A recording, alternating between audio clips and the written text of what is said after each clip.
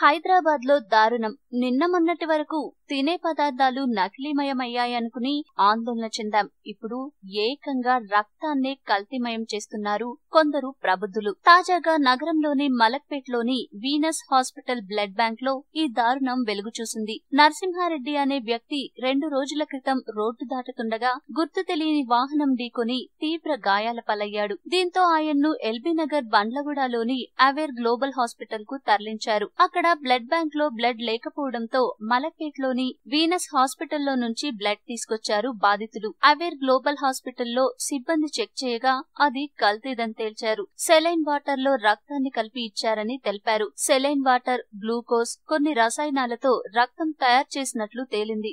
రక్తం ప్యాకెట్ లో రక్తం మోతాదు చాలా కొద్దిగానే ఉంది. ఆపదలో ఉండే వారికి రక్తమే ప్రాణదానం. ఇలాంటి రక్తాన్ని కూడా కల్తీ చేయడంపై అందరూ విస్మయం వ్యక్తం చేస్తున్నారు. దీనిపై ఎల్బీ నగర్ లో కంప్లైంట్ ఇవ్వగా వీనస్ బ్లడ్ బ్యాంక్ యజమాని శ్రవణ్ ను అరెస్ట్ చేశారు పోలీసులు. కేసు నమోదు చేసుకుని దర్యాప్తు చేస్తున్నారు. ఈ వీడియో మీకు నచ్చితే లైక్ చేయండి, అందరికీ షేర్ చేయండి, కానీ సబ్స్క్రైబ్ చేయడం మాత్రం మర్చిపోకండి.